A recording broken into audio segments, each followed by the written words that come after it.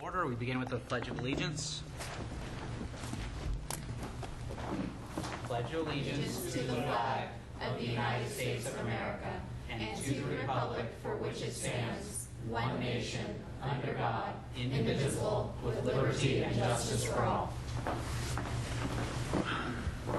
Roll call.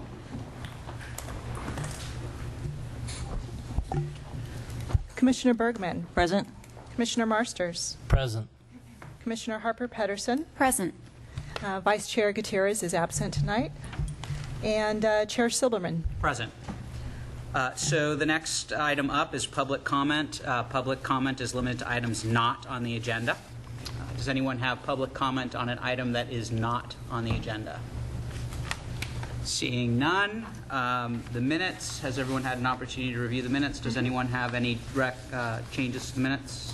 Requested changes? I didn't. I'll entertain a motion. I move approval of the July 21st, 2014 minutes. Second. All in favor? Aye. Opposed? None.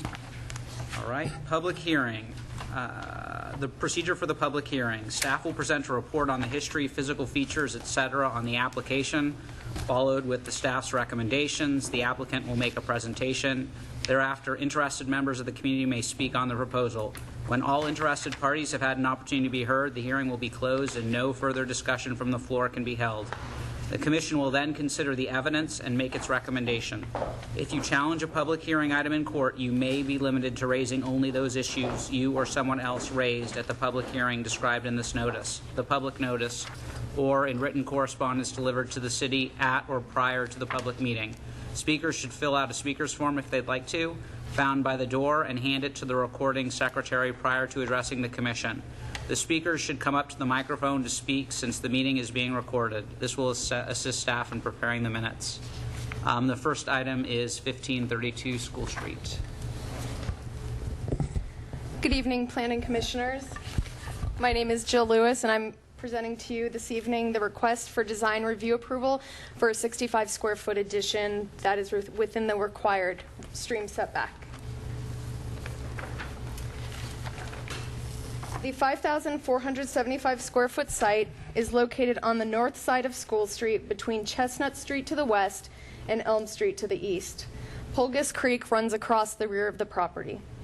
The existing use is single-family residential, and the property is zoned RS6 single-family residential and has a general plan land use designation of single-family residential.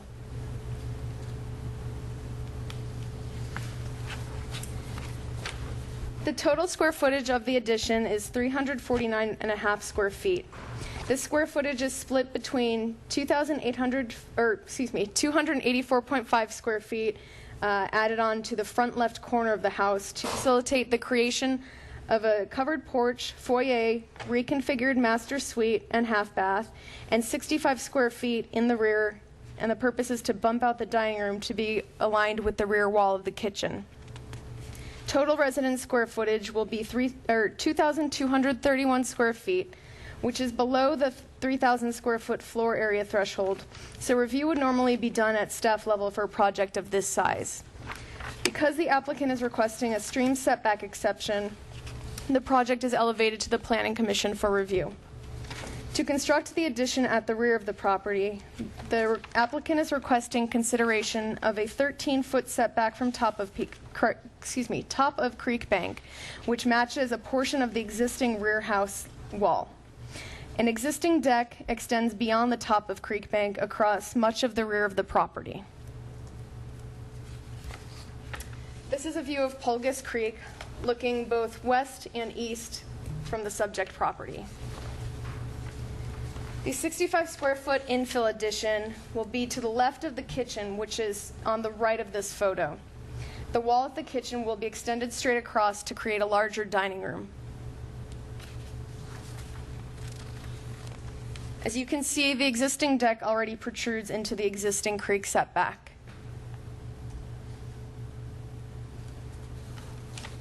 So these are the required design review findings that the Planning Commission must make in order to approve the project, and staff is confident that you can make all of them.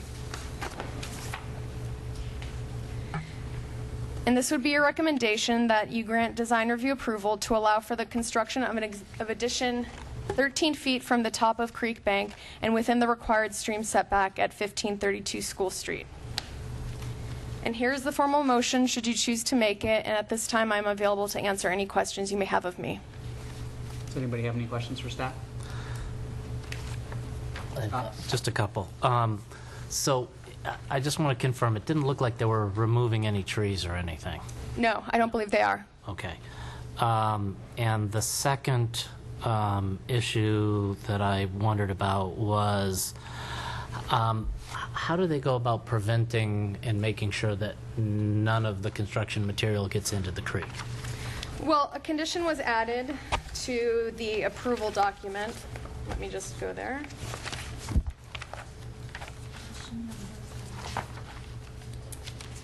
Lisa's telling me it's condition number 12. The applicant shall protect the creek during construction and abide by all best management practices, and that was a recommendation from the Building and Public Works departments. And then the last question, which just came to mind as I was looking at this, is does the deck also get reconfigured as part of this? No, there's no change to the deck proposed. So they just essentially cut out a piece of the deck, everything else stays the same? Exactly. Okay. Anyone else have any further questions for staff? I didn't have any questions. on this. Seeing none, did the applicant want to make a presentation or speak to the commission? Don't have to. No? Are there any public comments on this item? Seeing none, I'd entertain a motion to close the public hearing. Move to close the public hearing? Second. All in favor? Aye. Opposed? None.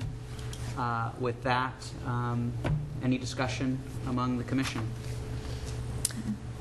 No, and I'm sorry, I should have asked this prior, but were there any objections received by staff or any comments from the public received by staff prior to this? No, no response was received in response to the public notice, which was sent out to a 300-foot radius and also advertised in a local newspaper. Thank you, Jill.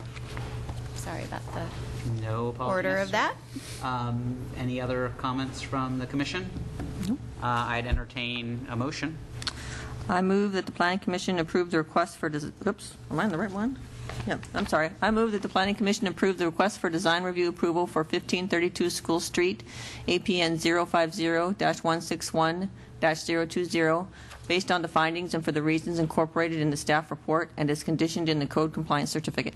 Second. All in favor? Aye. Aye. Opposed? None. Motion passes. Congratulations, whoever it is. Yay. All right.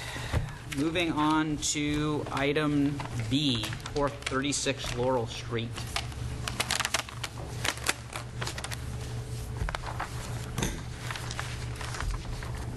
Good evening again, Planning Commissioners.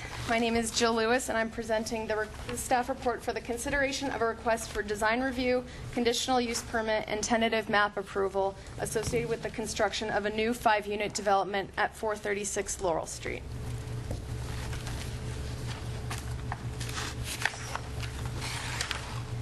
The subject site sits on the west side of Laurel Street between Bush Street and Holly Street.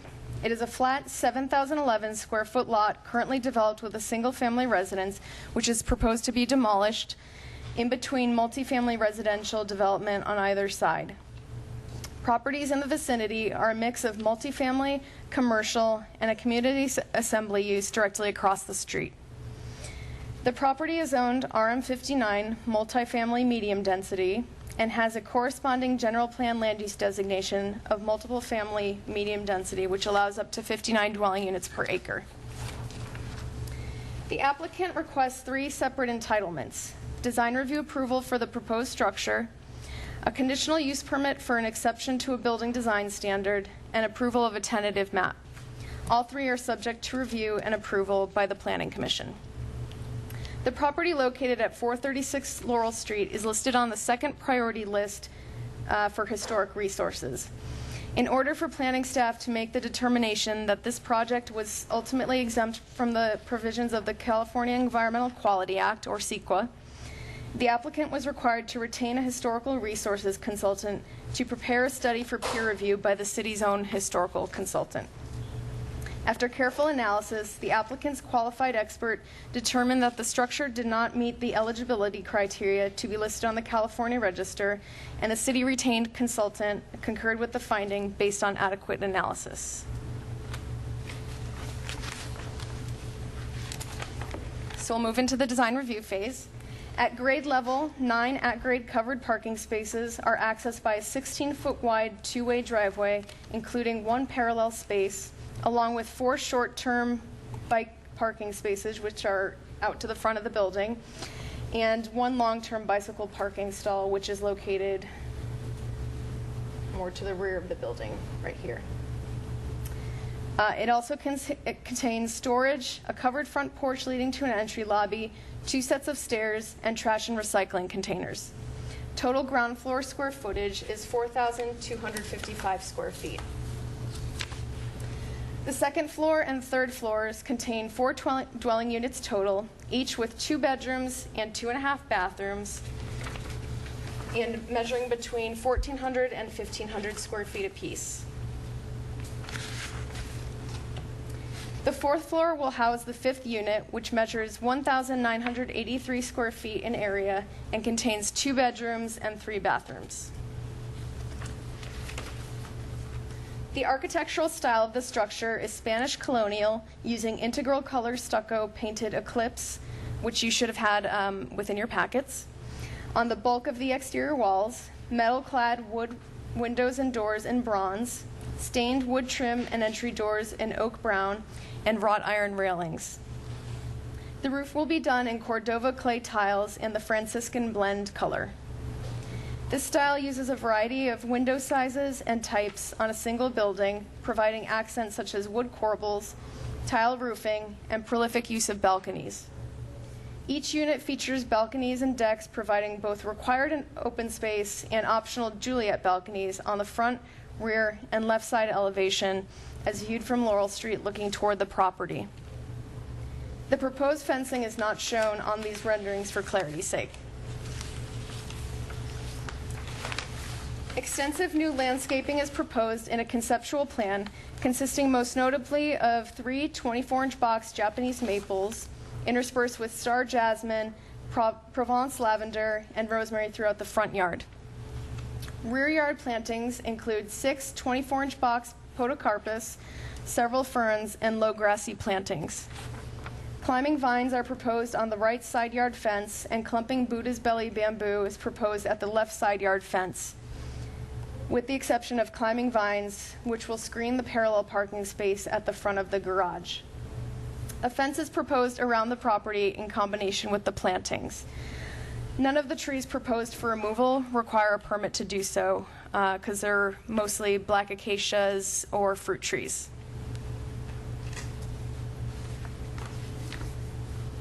The project complies with all the relevant standards except for a building design standard for which the applicant has requested exception, which will be discussed in the following section. It is consistent with several general plan policies. A recessed covered porch provides a prominent entrance into the development. Exterior entrances to units are in the form of a shared lobby at the ground floor of the building. There is an exterior access corridor located above the ground floor that provides access to 4 of the units. The 5th unit is a penthouse unit.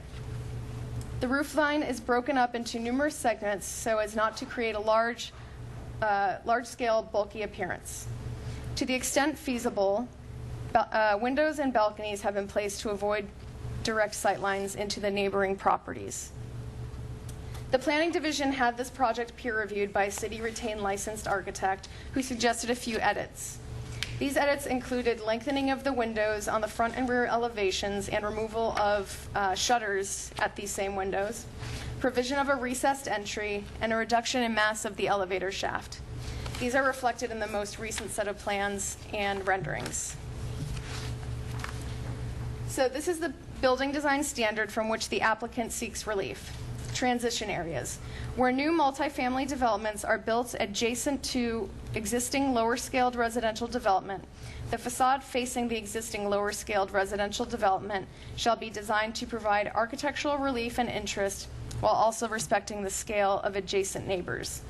Specifically, A, height. Full-height recesses, a minimum of 10 feet deep, shall be provided along the facade to break the building into smaller, discrete masses. Planning staff has typically determined that the lower-scaled residential development to refer to those buildings that are of lesser height than the proposed project. These are the immediately adjoining properties. The top is the adjacent property to the right as viewed from Laurel Street, and the bottom image shows the two properties adjoining the left. The subject property is only 45 feet wide compared to a 100-foot wide lot on the right. The two lots adjacent to the left of the property are 55 feet wide immediately adjoining and 100 feet wide as you travel further south down Laurel. Exceptions to the building design standards may be granted with approval of a conditional use permit based on the finding that adequate design features have been incorporated to create visual variety and avoid large-scale, bulky, or monolithic appearance. The architect who performed the peer review felt the project architect should consider implementing a variety of options to help create variations in the side elevations and did not find it necessary to create 10-foot full-height recesses given the narrowness of the lot. The project architect has incorporated roofline variation and detailed ornamentation through the provision of wood corbels, wrought iron railings, and a tile roof that is appropriate to a Spanish colonial building. So just for reference, again, here are the color renderings of the side elevations.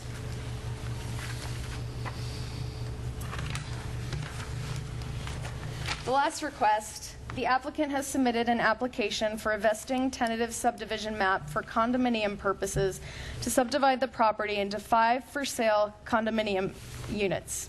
Staff can support this request based on the required findings and consistency with the general plan policies you see before you. So staff would recommend that the Planning Commission approve the request of Robert Stafford to allow the construction of 5 new condominiums. And the applicant is here this evening, should you have any questions for him, as is the project architect. And I'm also available to answer any questions you have of staff. Does anyone have any questions for staff at this time? I just have a comment that I really appreciated that historical report. I thought it was extremely well done. I really like that. Which, the first draft, the second draft, or the third? I know. Which rendering? There were 3. Did anyone else have any other questions for staff at this time? Not at this time. Jill, I'm not sure if these are questions for you or for Robert. One of the questions is the required parking is so they get a 20% break in the parking. Are there required incentives for that 20% break in parking because of its closeness to transit? If you look within your staff report, the transit accessibility provision, which is included under one of the required findings, it's in a table. Section 18.20.050B states that if any portion of the lot is located within a quarter mile of a transit stop with regular scheduled service during the weekday hours of 7 a.m. to 9 a.m. and 5 p.m. to 7 p.m., the number of required parking spaces may be reduced by 20% of the normally required number of spaces. So it's a built-in. It's a built-in. So Yep. there's no incentive required to the individuals who live there. No. There. Okay. And what was the other one? Oh, the other question I had was sort of the parking spot number 1 and the fact that usually there's a 5-foot setback on the side required of a building. Is that building space and not parking space? because it seems to me like that parking space actually goes into that 5-foot setback that's typically required of a building. I just want an explanation if that's something that is standard or something that is a bit unusual. So if we could come back to your question, Okay. that would be appreciated. Okay, Anything else? wait for the... I have two questions. The first one is designed to make myself look foolish, because I seem to be having a math problem. As I read it, the required parking is 1.5 spaces per unit. There are 5 units. That would be 7.5 spaces, right? Plus 2.5, right? That's 10, isn't it? The way we calculate required parking, you would calculate each of the uses separately. So it's one set of spaces for required residential parking, and then the required parking spaces for the guests are calculated separately. So you just, the math works? I It just does. don't understand it? Okay, all right. And then the other question I had was the planning department's architect actually went out to the site, looked at the renderings, and concluded that that there's enough there's enough detail and enough interesting features that this is not too monolithic. Our architect decided that, concluded that. I'm sorry, I was looking at something else, and I think I missed your question, but are you asking if the architect that conducted the peer review Yes. visited the site? Yes. No, he did not. We provided him with a full-sized set of plans, everything that was submitted to us, including the original rendering, I believe, Yes, as well. that's correct. Is it a he or a she, the peer review architect? He. We Did- provided him with all of that. I just, Yeah. so did he, I mean, because you really need to compare the adjacent buildings to the portion of the design at issue. So how did the architect who was peer reviewing this work actually compare this design to did he have pictures of the adjoining buildings? Did they submit pictures in the original application? I think there were pictures included in the historical evaluation. I'm sorry, I'm repeating what Jill's telling me. That's okay, it's actually really cool. There's pictures in the historical evaluation. All of that was provided to the person doing architectural peer review. And of course, they rely on images and, information that's provided off of Google Maps as well. So to answer your question, did they visit the site? No, they did not. Okay. Do you have Scott's answer, or should we move on to the applicant at this time? We're still looking. All right. Does the applicant, do you have a presentation? A short one, yes. Okay. Good evening. I'm Robert Shepard, project applicant for 436 Laurel Street. And this project really symbolizes the collaborative nature both of the general plan and of the particular zoning. As Mr. Lewis referenced, we worked very diligently with the peer review architect, going back and forth to make sure that we address their concerns.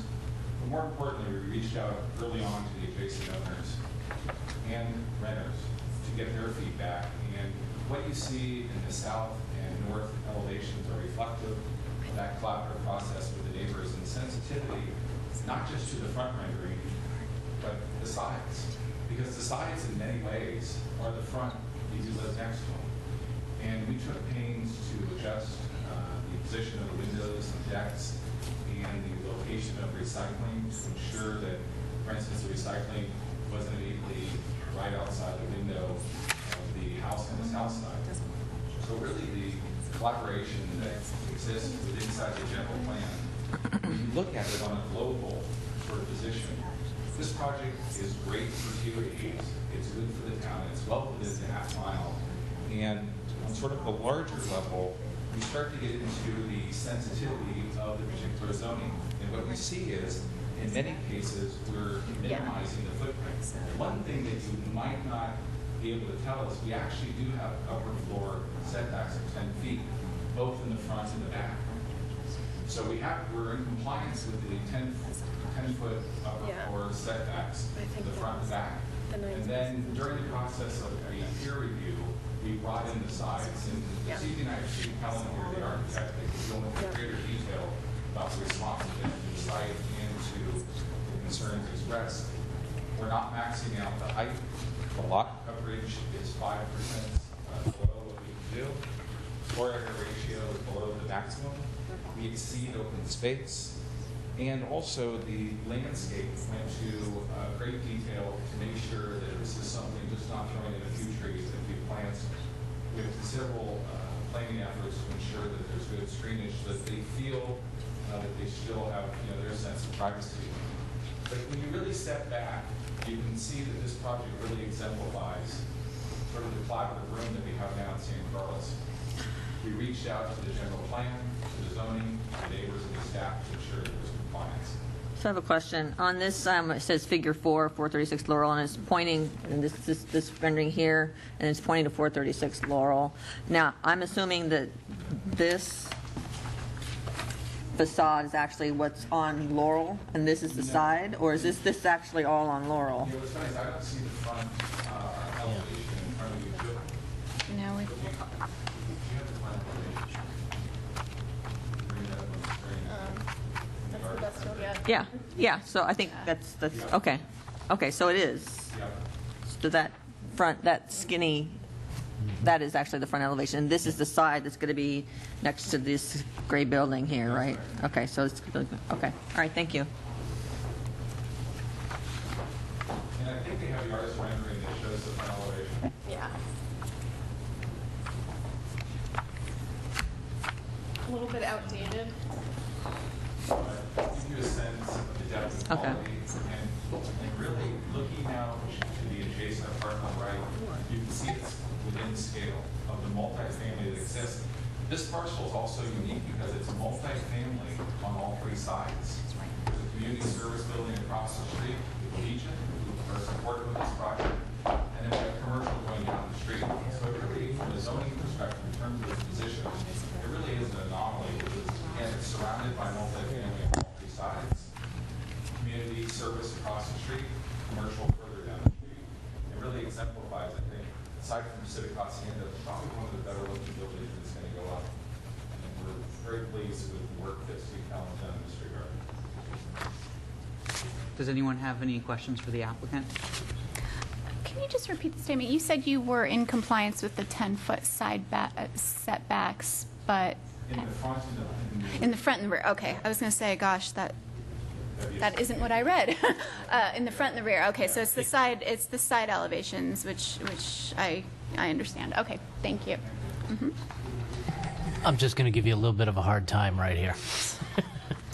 So policy LU 9.8, and they gave us all the policies and everything, which I really appreciate. Encourage developers of new or expanded multifamily residential projects to include gardening spaces for residents of the development as part of the landscaping requirement. And that's why I said I'm going to give you a little bit of a hard time, because I figured the trade-off was the trees.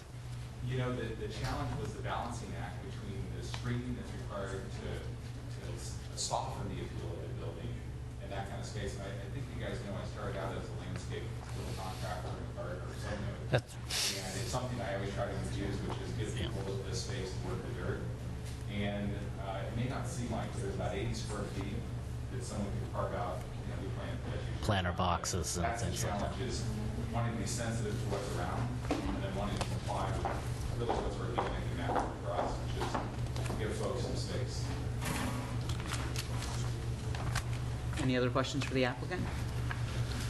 All right, well, thank you. Do we have anyone who wanted to make any public comment?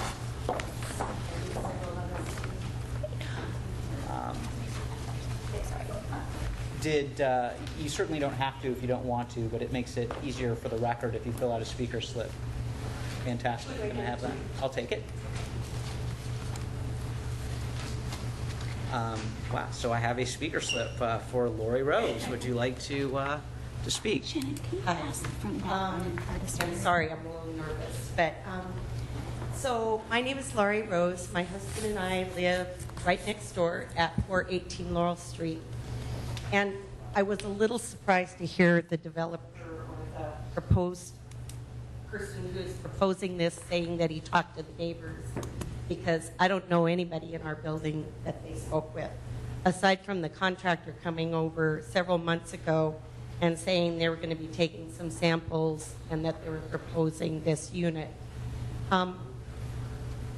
I have some big problems with this unit.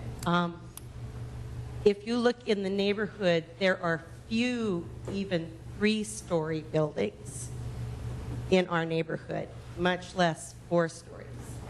So this is totally out of proportion with everything around it.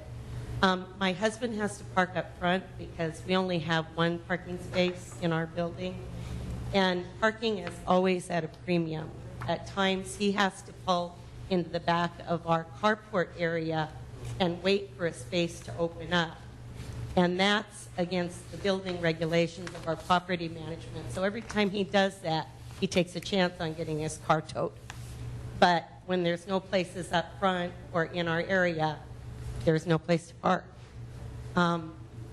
Also, I do have to say, personally, when they say this is going to be luxury condominiums, I like our neighborhood. We've lived there for 13 years.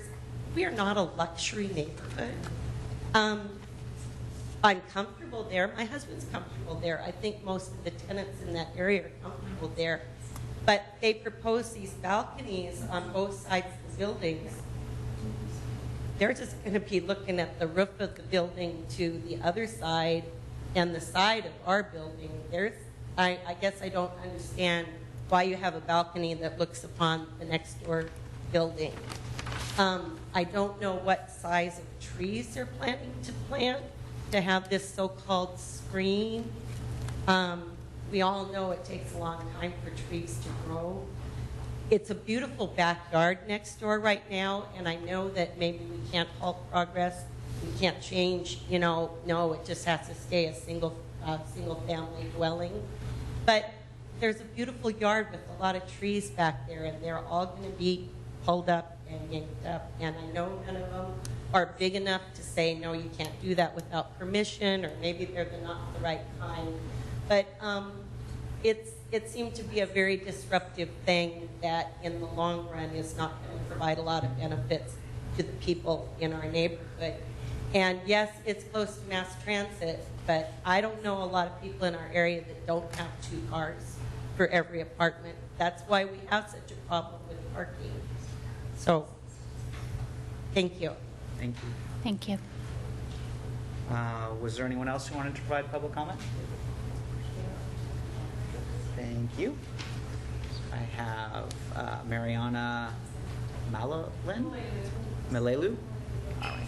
So hello, my name is Mariana Malelu. I also live right next door to the proposed building, so I'm right tomorrow.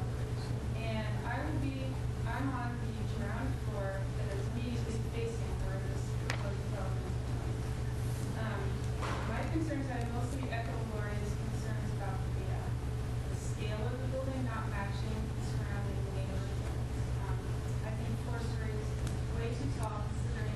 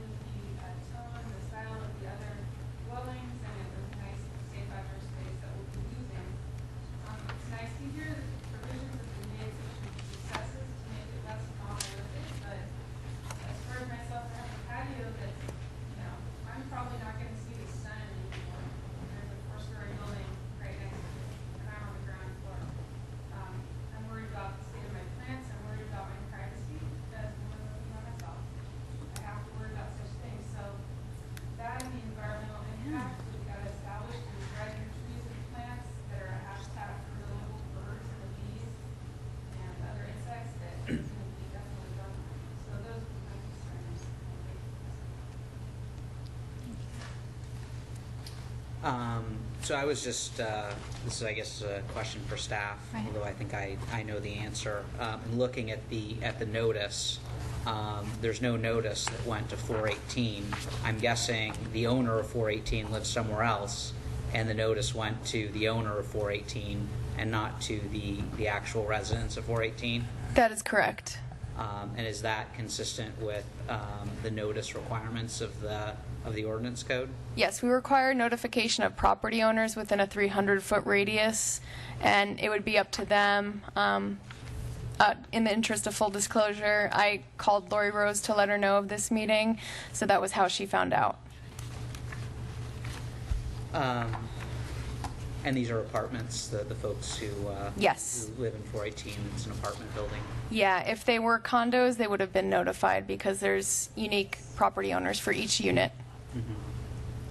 So we don't have any requirement that a property owner let his tenants know or do any sort of disbursement of information through the rental agency? No, not in the zoning ordinance. Okay, thank you.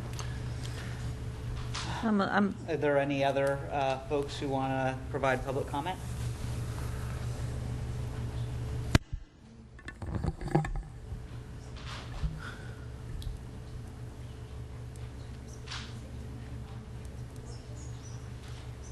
Excuse me, there is one other tenant that's on her way here. I don't know if it's possible to wait a moment or not. She had to work late.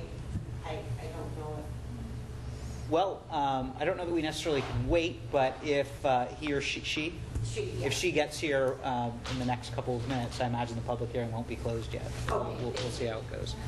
Does the applicant want to respond to any of the comments that were made by the residents of 418? You don't have to. Just in brief. Sure. You know, I appreciate the concerns, and we went through great lengths to send out the notice, and in I fact... know it's very natural to speak to them, Yeah, but but it's- you have to speak to us. I'm sorry. We sent out notices as required and complied with that. Sure. The neighbor that I spoke to lives in the apartment buildings. He's on the second floor. She has 2 cats, and we agreed to provide an awning so that she can keep her window open so the cats have air. And I talked to someone else that lives across the street, and you do the best you can as an applicant to comply with the law and send out the notices. I spent, I think I've been there 15 to 20 times, and all I've heard is very positive feedback. And I appreciate that change is difficult, but at that location in a TOD zone, I think this is a great addition to the neighborhood, and I think once it goes in, I think they'll feel the same. But Just a quick clarification. You went to 418 Laurel 15 to 20 times, or you went to the building site? to the north. Okay. And I don't remember her name, but she lives on the second floor, and I can provide it to you. But I mean, Oh, it's not the individual Yeah. neighbor. I was yeah. just wondering. Oh, yeah, no, we did. Yeah. Okay. Okay, thank you.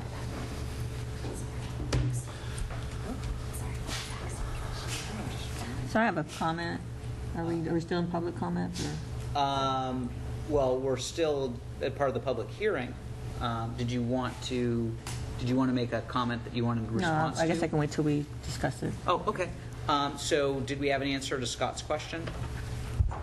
Yes, we do. There is a section in the zoning ordinance, and I just had that page open. Essentially, for a parking space that's right adjacent to, up against the property line, I believe that was your question, just Yeah. as a requirement for any kind of setback. There is. The code requires that the area between the lot line and that parking space, that there be a 3-foot landscape buffer. However, the code also allows for some flexibility with overall parking design standards if the project incorporates some green building objectives. And I believe, let me just kind of turn to that page. Right. Okay, So would that require them to fill out a green? right. So let me Form. just to kind of make sure I I didn't see one. state this completely. The section in the code is under alternative parking design standards, where an applicant can demonstrate to the satisfaction of the director that variations in the dimensions that are otherwise required by this section are warranted in order to achieve environmental design and green building objectives, including but not limited to certification under the Green Building Rating System or equivalent. An alternative parking design may be permitted. We use this flexibility with the project that was recently presented to the Planning Commission at 1673 Laurel Street, where the applicant proposed, I think, several or a minimum of one electric car charging station. It too, I believe, was a narrow lot. It was another 4-story building, of course, on Laurel. But in order to satisfy all the other, the minimum parking requirements, they asked for some flexibility in that. So that was a time where we used that provision in the code. And we can certainly have a discussion with the applicant to let them know that this would be, this criteria would need to be satisfied in order to make the parking design work, in order to not provide for that buffer that would otherwise be required. I'm sorry. Would that be a discussion, or would that be something that we could put it in as? Well, we would make it a condition of approval, but should the commission want to hear from the applicant what they may choose to, how they may want to respond to this, that's something that you can definitely, we can have, now would be the time to do that. But they certainly don't have to decide how, but we can include it as a condition of approval.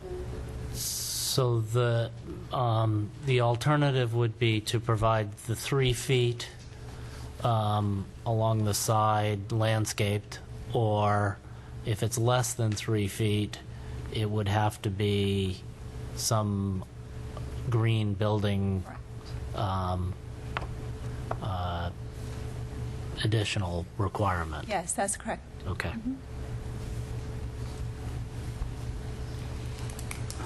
Any more questions for staff on any of these issues? I'm sorry, I didn't really actually look at the folks who'd received notice until this issue came up, and I noticed also that the adjacent house 444 Laurel isn't listed either in the notice, and I'm assuming that person also doesn't live in the home and it was sent somewhere else? Yes. All right. She can't get in the door. She says it's locked. She's downstairs. Why don't we hear from the applicant about the parking space? And Steve Cullen has some good ideas in that regard. Okay. Address those issues. Good evening. Steve Kellen, project architect. Just in response to that, some ideas that come to mind might be, thinking of an electric vehicle space. Obviously, more and more tenants, particularly those that might be buying, could have an electric vehicle. So, that might be something we could consider for the space. Another, idea might be to look at, could we reduce the width of the space? Right now, where it's situated, we have a minimum dimension from, the sideline of that parking space to the building that we need, and that's in the code for, two-way vehicular access. So we can't pull the space, down. So what I'm saying is, could we make it electric, make it narrower, which also would increase or give us a more landscape buffer along the property line or fence, side there. So then we could plant continuation of what we're proposing, along there, which could grow, in more height and give more of a buffer than what we're proposing right now. Those would be some initial strategies that come to mind. Can I make a suggestion that because of that closeness of that particular parking space to the adjacent building, that would be the one that would be preferred to be an electric vehicle? That's what I'm proposing, yes. As opposed to Correct. having one of the other spots. That's correct.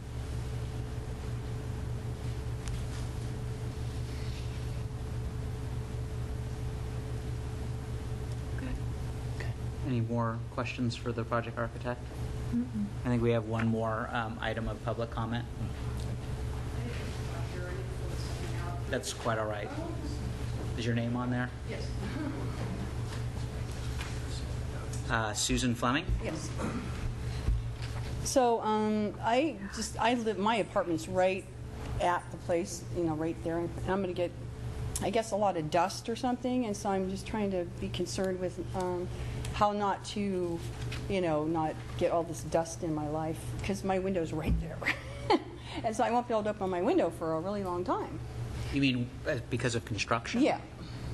And so that's my concern, because it's so hot on the second floor that I need to figure out how to deal with that. That's a big concern of mine. So I need some help with that.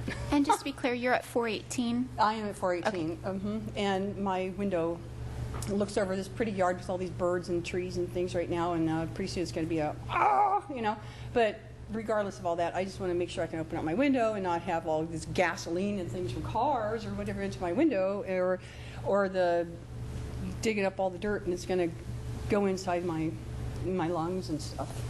And so I have no really alternative to opening up my window, and so I don't, you know what I mean? So is there some, that's what I want to say. I don't know what, so if you have some kind of ideas for me, that would be really great. Thank you. Thank you.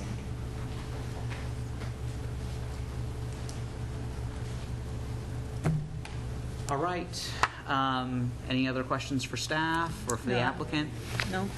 Just to address the last concern, and a lot of people aren't aware if they're not used to construction in their neighborhood, but there is a requirement that they abide by dirt and dust mitigation measures. Correct, Jill? Yes. Great. So hopefully that will be alleviated during construction through those mitigation measures. Through the chair, if I may, Yes. during the course of construction, if this project is approved and they do go forward to submit plans to the building department for building permits, they will be required to comply with best management practices and put into place certain measures for dust control. One of the things that we could also consider tonight is adding a condition of approval that requires the applicant to send notice to the tenants, not the property owners. We can go a step further and do the tenants, to let them know when construction will be occurring, the phasing and timing of construction, so that the tenants can better be aware and maybe plan ahead for when certain types of construction activities are going to take place. But essentially, the concerns with dust and any kind of odor and noise, those are handled through the building permit issuance phase. I will entertain a motion to close the public hearing. Oh, I'm sorry. I motion to close it. Second. All in favor? Aye. Opposed? None? All right. Discussion. Yeah, I have something I want to discuss. I mean, I'm pinning out here on my paper, what a 4-story building would look like in this area, because I don't see anywhere we show where 4 stories is compared to 2 stories, and it looks pretty. I mean, I'm not an architect, but I mean, if you duplicate on top of what's there, I mean, that's going to look big in relationship to the other buildings. I mean, and we, what? Yeah. Okay. I know, but I mean, I'm looking here from Laurel Street on 436, and what that's going to look like from Laurel Street as a 4-story building, and I have concerns. I mean, the city council changed Transit Village from 4 to 3 stories. We went on Cherry Street and changed from 4 to 3 stories. I have concerns that this is going to look pretty big from our downtown. That's just my concern. I think it's a beautiful building, absolutely beautiful, but I'm just concerned about what that's going to do. I mean, we're looking from Laurel. That's it.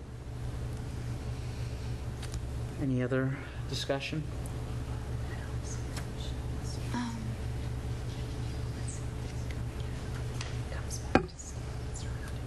Scott, anything? No.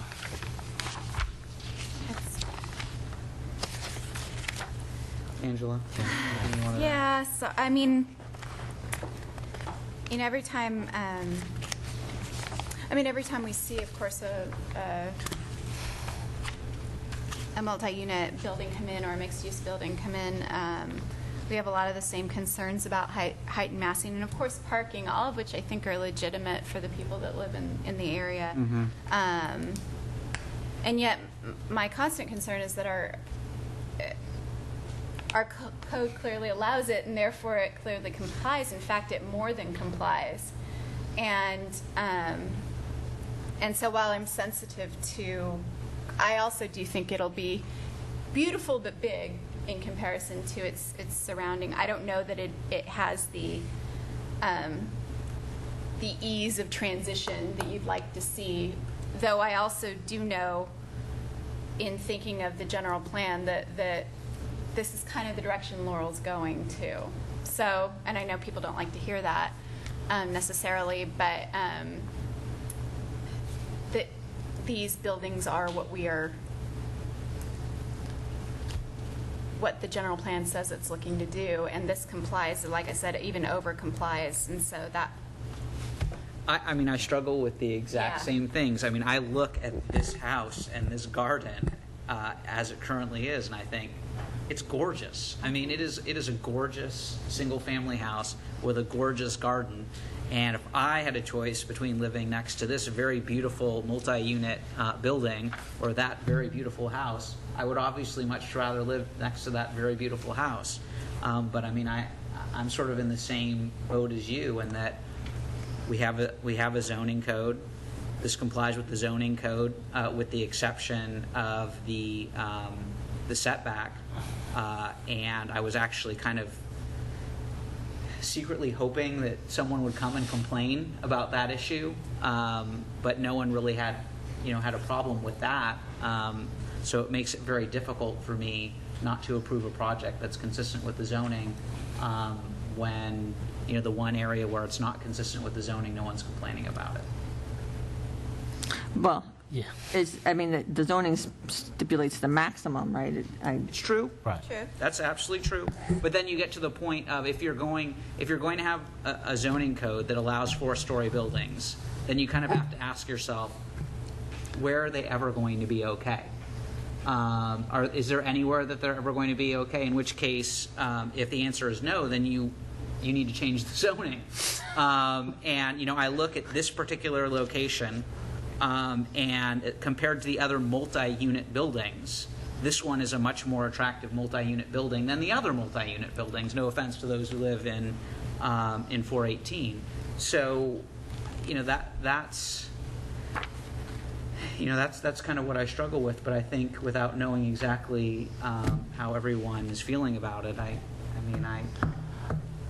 have a very hard time saying no.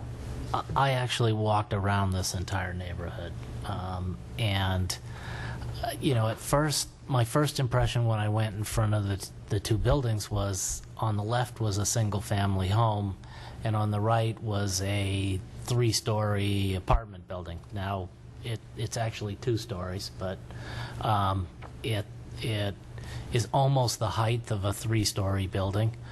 And then I looked at this, and I saw that, you compare it to the Transit Village, which is going to be 3 stories, but the 3 stories are still 40 some odd feet. And this is a 4-story building that's 46 feet. Right. So it's really more comparable to a 3-story building than a 4-story building, because they didn't build all the way up to the height, and they didn't get the 10% above height beyond that.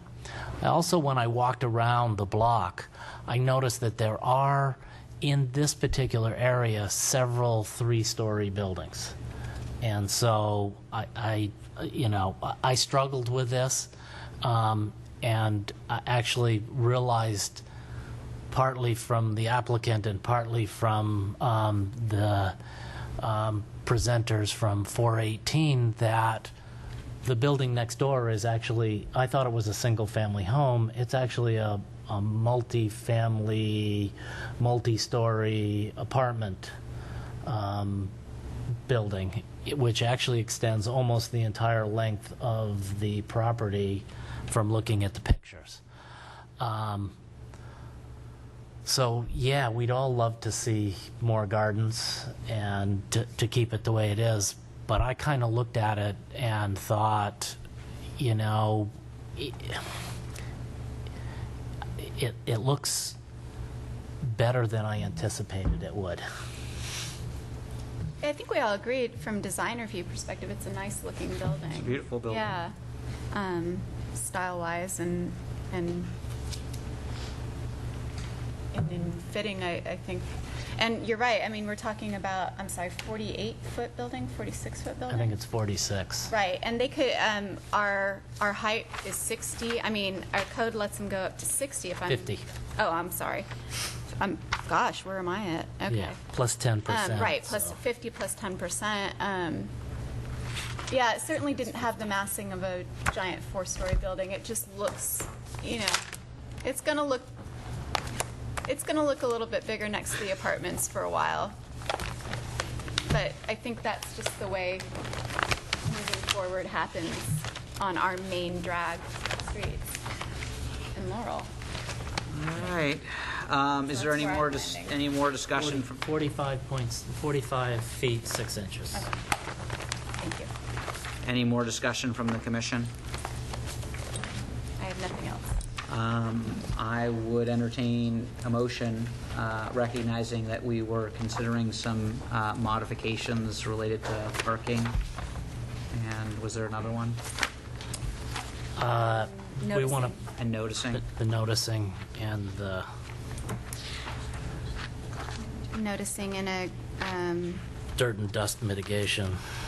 the dirt and dust mitigation's already included, right? No, it was- So the it was- noticing for the dirt. It was the noticing for the construction. There was discussion about that, and then there were discussions about modifications with respect to parking. About the parking setback, about using the green building standards? Okay. How would one phrase such a motion? If I may, through the chair, we could draft a condition that would simply require the applicant to comply with the alternative parking area design provision. And then they could look at the different options that would be available to them. And as long as they included those in the revised revised submittal, then staff could make a determination that they have met that requirement. And I don't know, I'm sorry. I'd really like to see what the thing looks like from Laurel Street in rendering. Are we past that point? Well, I mean, No, from Laurel Street. From Laurel Street. from this view right here on this picture. This is from San Carlos Avenue, and then here's Laurel. I'd like to see what this thing looks like. well, the only way we could do that would be to continue the matter. Yeah, then I would make a motion to continue the matter. All right, you can do that. Do you want to make a motion to continue the matter so that we Yeah, can get I'd a like to rendering? make a motion. Before I seek a second of that motion, do we have that yet?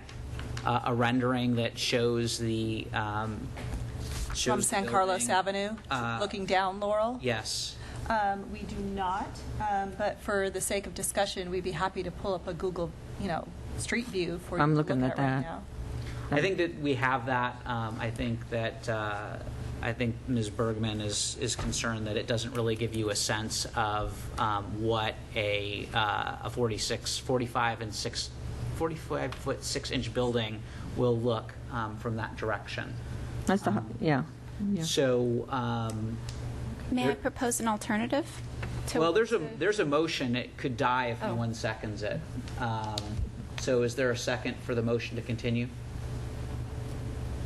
Hearing none, the motion fails. Do you have an alternative you want to suggest? Yes, I'm wondering if perhaps the project architect could show me on this telephone pole approximately where the height of the building would come, and I can. Well, actually, I'm sure we can get it pulled up, right? Sure. I guess it doesn't there's a picture. It's figure. What is it? Figure 4. Figure 4. Figure 4. Could you pull up figure 4 on the screen for us, please, Jill?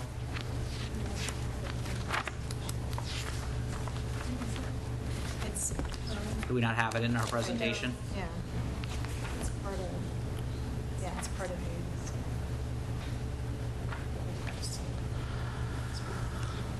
assuming that telephone pole is in front of the house, that's 35 feet.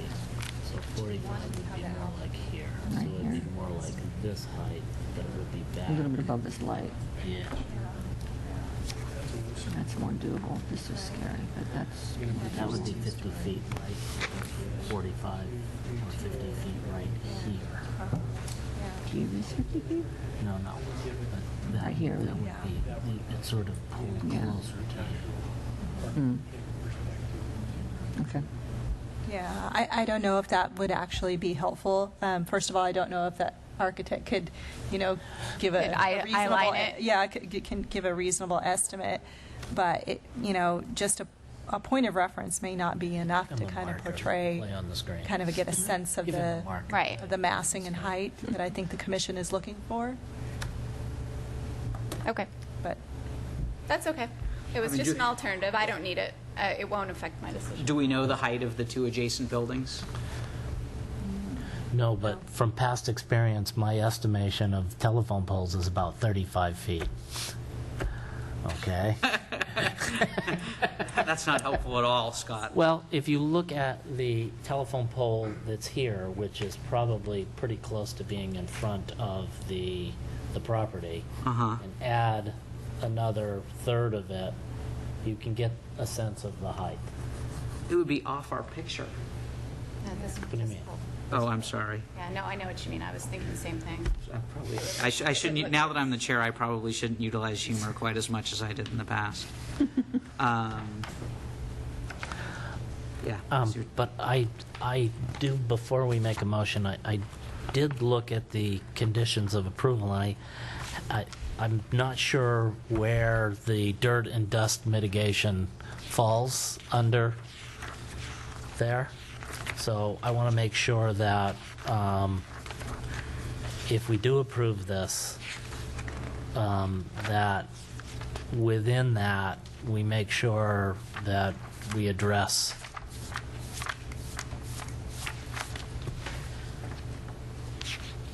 dirt and dust.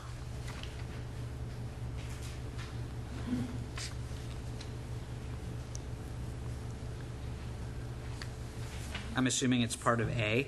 I mean, should be 8A.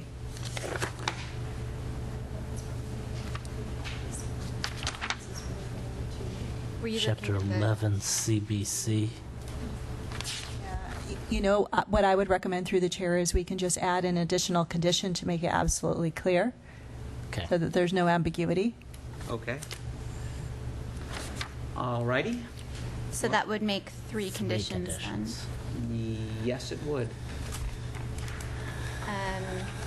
I think I can make this motion, so let me just find that page. All right. Okay. That helps. You got it. Got it. Thank you. I move that the Planning Commission approve the request for design review, conditional use permit, and tentative map approval for 5 new condominiums at 436 Laurel, APN 050-071-080, based on the findings in for the reasons incorporated in the staff report and as conditioned in the code compliance certificate / conditional use permit and the tentative map certificate, including the 3 additional conditions that the commission just discussed. Is that an acceptable motion? That'll be fine. Is there a second? Second. All in favor? Aye. Aye. Opposed? Opposed? 1 opposed.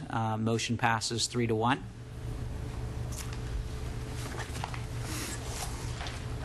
All right. Moving on to report on recent city council actions. Right now, the city council is on recess and is set to return on Monday, August 25th. Planning Commission comments or reports? I would like to see, because I know the zoning code is coming back to us, I would like to have a discussion about notification to renters Good point. and adding that in so that we don't have that problem in the future. Any other Planning Commission comments or reports, since Scott stole mine? I have none. None. Any correspondence? None received? Any planning staff comments, reports, and updates of current projects? Yes, I'd like to inform the Commission that the Planning Division has received a submittal from Legacy Partners for the Transit Village. Plans were submitted on Wednesday, August the 6th, and staff is currently in the process of distributing those to relevant departments and doing the review against the conditions of approval, the mitigation measures, everything that was adopted as part of the Plan Development Plan under Ordinance 1468, which includes mitigation measures as well, in addition to all of the conditions of approval tied to the residential component of the project and the commercial buildings, as well as the transit center parking area itself. And we'll be certain to let you know when that will be in a state that's more ready to be presented before the Planning Commission. Our next Planning Commission hearing is actually going to be on a Tuesday, September the 2nd, due to the Labor Day holiday. And we potentially have two items that could come before you. One is a minor subdivision. It's just a subdivision of a single lot into two on Eaton Avenue. And then the second is the proposed 20-unit condominium project at 777 Walnut. That project was also peer-reviewed by an outside professional architect who provided us with some comments that we're in the process of reviewing, and we're going to take a look at those before we bring it back to you. Just a couple of other items related to more long-range planning project endeavors, one of which is the housing element update. We are going to be scheduling two community workshops on Wednesday, September the 3rd, and then again immediately 1 week after on Wednesday, September the 10th. So again, that's September 3rd and September 10th. That will be here in this room at 6:30. And the purpose of that meeting is to hear from the public concerning the policies and programs that we could be looking into as we approach the planning period for 2015 all the way to 2023. So this time around, it'll be an 8-year document as opposed to a 5-year document. And I believe that concludes my updates, unless there's any others. No? Okay. All right. Well, thank you very much. Meeting adjourned.